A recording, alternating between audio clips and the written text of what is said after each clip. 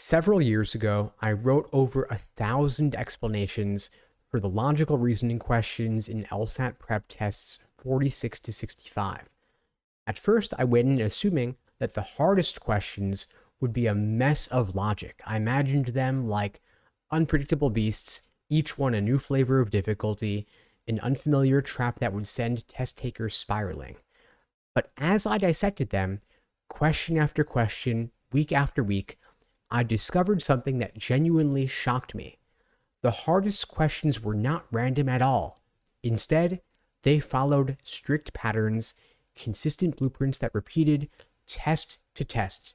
It turned out the difficulty, rather than arising from chaos, actually came from a carefully choreographed structure. And that's the hidden truth I want to reveal today. When you understand these patterns, you stop fearing the hardest questions and start leveraging them instead. First, for those who don't know me, my name is Steve Schwartz. I've been teaching the LSAT since 2005, and I personally increased my own LSAT score from a 152 to a 175. Now, most students assume that difficulty equals unpredictability. Everyone expects the tough LSAT questions to be wild, off the wall, full of obscure topics in language, and at first glance, this seems true. The topics are definitely strange, maybe a complicated detail about economic policy, or a tricky piece of philosophy presented in dense technical language. But lurking beneath these thematic veneers are patterns that remain consistent. Top scorers, the ones who consistently hit 175 plus, rely on this exact predictability. They know something most test takers don't. Complexity doesn't mean randomness. Complexity in a test as standardized as the LSAT emerges instead from logical structures that recur again and again. Let's call this the difficulty paradox. The difficulty paradox is the idea that as question difficulty ramps up, as the stakes get higher, the test makers actually tighten the patterns. They adhere to more rigorous standards and produce more intricate yet more formulaic reasoning structures. Instead of making the hardest questions wild and creative in unpredictable ways, they make them harder by layering standard logical constructs in a precise fashion. In other words, a very hard question isn't a radical departure from the test's logic. It's actually the test's logic on full display. Every common flaw or subtlety shining brightly saying, "Look over here," once you know what to look for. While I worked through these 1,000+ logical reasoning explanations, I began noticing recurring frameworks. Let's break down a few consistent patterns that characterize these challenging questions. First, hard questions frequently revolve around known flawed argument types, causal confusions, conditional reasoning gaps, comparisons without proper baselines, or sampling errors that follow a predictable mold. There's a finite set of these logical blueprints, and the LSAT recycles them diligently, especially in the hardest questions. These patterns are not randomly chosen, they're carefully curated to ensure fairness and reliability in the test. That's how they maintain the integrity of the LSAT. Once you learn to label these frameworks, a puzzle you once saw as unique and incomprehensible starts instead to look like a familiar problem you've solved many times before. Second, the answer choices in the hardest questions don't spring out of nowhere. They're not 5 arbitrary sentences thrown together A through E. They are instead meticulously crafted traps and correct answers that have a consistent feel to them. In the hard questions, the right answer often articulates the flaw or assumption in a crisp, technical way. It's rarely easy or obvious at first glance, but if you've trained yourself to recognize the underlying argument pattern, the correct choice stops looking random and starts looking instead like a perfect match. The wrong answers, in contrast, predictably miss the core flaw by focusing on irrelevant details, restating the premise in a way that sounds smart, but doesn't actually address the central logical gap, or twisting a subtle term in the argument's wording to mislead you. These misdirections are not infinite in variety. They cycle through a limited set of common temptations. Once you grasp that these traps repeat, you develop a kind of intuitive muscle memory for detecting them. Third, the language itself is more predictable than you might think. Hard questions often rely on specific linguistic cues, conditional terms, comparative phrases, quantifiers like most or some, and subtle shifts in tone that signal a particular logical chain.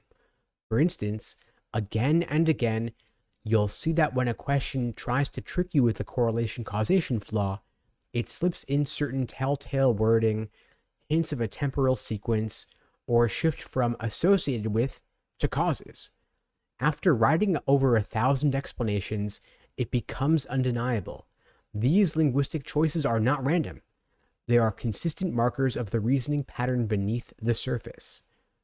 This might seem counterintuitive, because you might be thinking, how could the hardest questions be the most structured and repetitive? Shouldn't difficulty mean inventiveness, new types of traps every single time? But the LSAT can't risk inconsistency. It can't break its own standards. The test is designed to be reliable. If the logic of the LSAT were genuinely chaotic, it wouldn't be a fair measure. So instead, the test makers heap complexity onto stable frameworks. Imagine a very intricate dance routine. Every movement is predetermined and choreographed. To the untrained eye, it looks impossible. But to someone who's learned and practiced these moves, it's entirely recognizable. That's how top scorers approach these questions. They've seen the patterns so many times that what seems like a chaotic puzzle to a newcomer is just another variation on a theme they already know well. Consider the difference between how you feel facing a brand new type of task versus something you've done over and over. If you witnessed a logical pattern 50 times, you become comfortable identifying it. You know what signals it, how it's typically twisted, how the LSAT tries to throw you off. This familiarity transforms your mental state when you face a hard question. Instead of panic, you approach it with more of a checklist mentality. ID the structure, confirm the known patterns, spot the characteristic wrong answers. You trust the process because you've seen it yield results time after time. When I dissected the hardest questions from LSAT prep tests 46 through 65, I was surprised to find that many seemingly new twists were just old patterns in disguise. A new topic, maybe about a niche environmental regulation, doesn't matter if the logic is the same correlation to causation jump you've studied countless times. A question involving obscure philosophical jargon can still follow the same flawed analogy pattern or unjustified comparison structure that appeared in other tests with more familiar subject matter.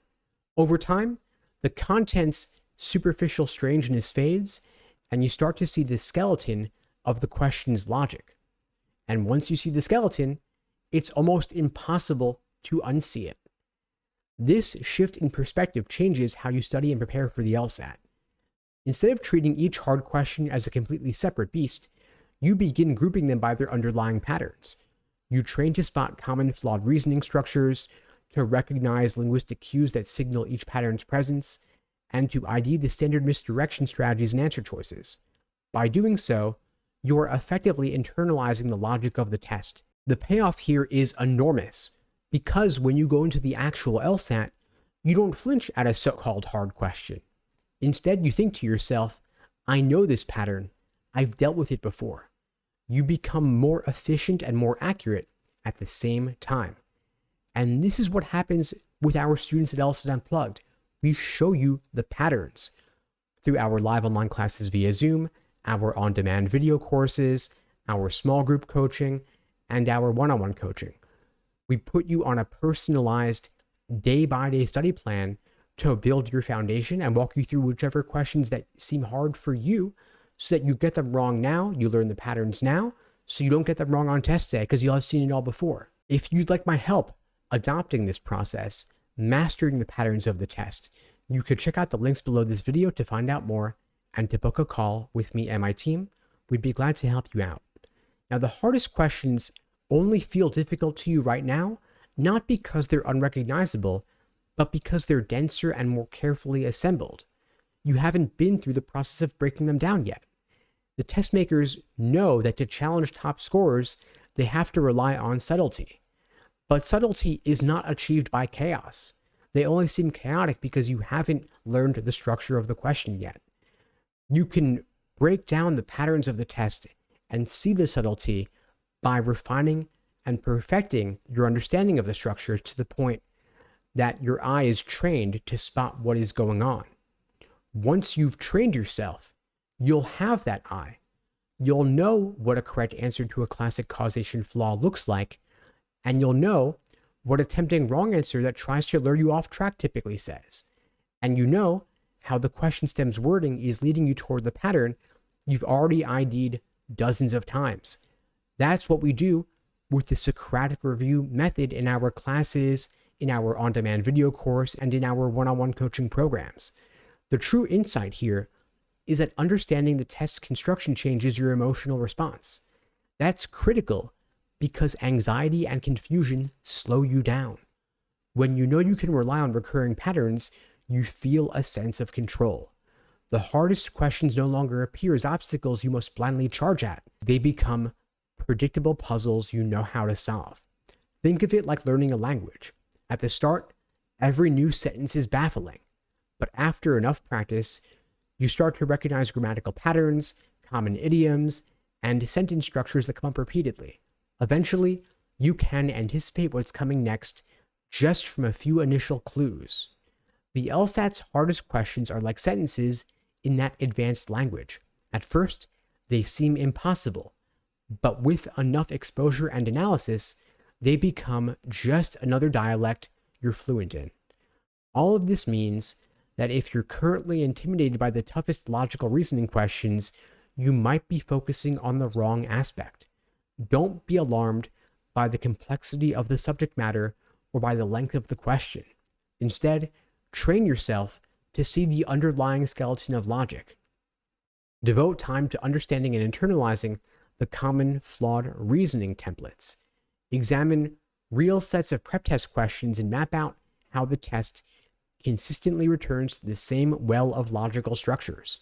Over time, this approach builds your intuition, so when you face a new hard question, you'll instantly recognize it as just another iteration of a known pattern. If you can view difficulty through this lens, you turn what's a source of stress for others into a strategic advantage for you. Top scorers often say they actually find the hardest questions more comfortable in a strange way because these questions are more faithful to the LSAT's core logical patterns. Once you've achieved that perspective, your accuracy and speed rise together, and the stress you felt facing complex, layered questions dissolves. The key takeaway here is that difficulty on a test like the LSAT isn't random. It's constructed, and like any well-constructed object, it follows blueprints. When you learn those blueprints, the test loses the power to intimidate you. That's how understanding the difficulty paradox transforms your performance. Hard questions become less about trying to overcome chaos and more about applying the patterns you've studied. And this is the key shift. It's available to anyone who invests the time to look beneath the surface. It's about memorizing the logic that all tough questions share. So embrace the paradox of difficulty on the LSAT. It's the map that turns what you once perceived as a minefield into well-charted territory. And once you understand these predictable structures, you won't worry about a question that supposedly seems hard. Instead, you'll think, I've done this before. And you'll be able to confidently and easily find the correct answer. This is the shocking truth I learned from writing explanations for over 1,000 real LSAT logical reasoning questions. The hardest questions do follow strict patterns, and once you master them, they're no longer your enemy. This is one of the many lessons I share with my students at LSAT Unplugged. If you'd like my help on your journey to scoring a 170 plus, you could check out the links below to book a call with me and my team. We'd be glad to help you out. And in the meantime, I'll wish you all the best and take care.